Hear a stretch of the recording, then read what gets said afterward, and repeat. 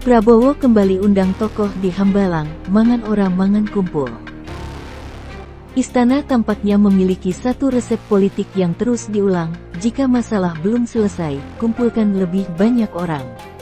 Jika masalah masih juga tidak selesai, kumpulkan lagi dengan format rapat yang berbeda. Begitulah pola yang kembali terlihat ketika Presiden Prabowo Subianto menggelar rapat maraton di Hambalang bersama sejumlah menteri Kabinet Merah Putih. Topiknya terdengar serius, swasembada pangan, energi, kesiapan lebaran, hingga perkembangan geopolitik Timur Tengah.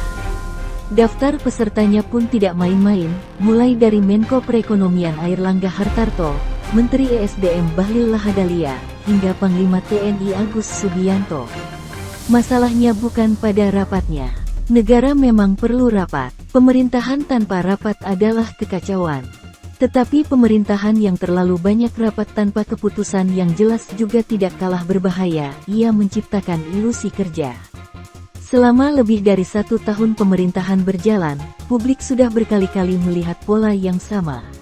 Akademisi dipanggil, wartawan di-briefing, ulama dikumpulkan, pakar berdiskusi, menteri berdatangan ke Hambalang, lalu foto-foto bersama beredar di media sosial.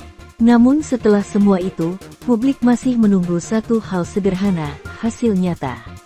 Harga kebutuhan pokok masih sensitif, nilai tukar rupiah bahkan sempat menembus Rp17.000 per dolar AS, dan tekanan fiskal akibat lonjakan harga minyak global mulai menghantui anggaran pendapatan dan belanja negara. Dalam situasi seperti ini, publik tidak membutuhkan lebih banyak pertemuan simbolik. Publik membutuhkan keputusan. Justru disinilah ironi kabinet yang disebut sebagai kabinet besar.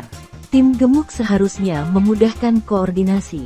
Namun yang sering terlihat justru sebaliknya, semakin banyak orang di meja rapat, semakin kabur pula siapa yang benar-benar memegang kendali. Akibatnya, kebijakan sering berjalan lambat, sementara masalah ekonomi tidak menunggu rapat berikutnya. Pepatah Jawa, mangan ora mangan kumpul, makan tidak makan yang penting berkumpul, tampaknya tanpa sadar menjadi metafora yang terlalu pas untuk menggambarkan gaya pemerintahan saat ini. Bedanya, yang berkumpul bukan warga desa di gardu ronda, melainkan elit negara di ruang rapat. Pertanyaannya sederhana, sampai kapan pola ini dipertahankan?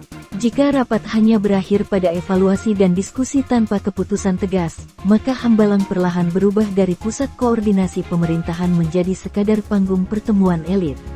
Negara tidak kekurangan forum diskusi. Yang sering kurang justru keberanian untuk bertindak.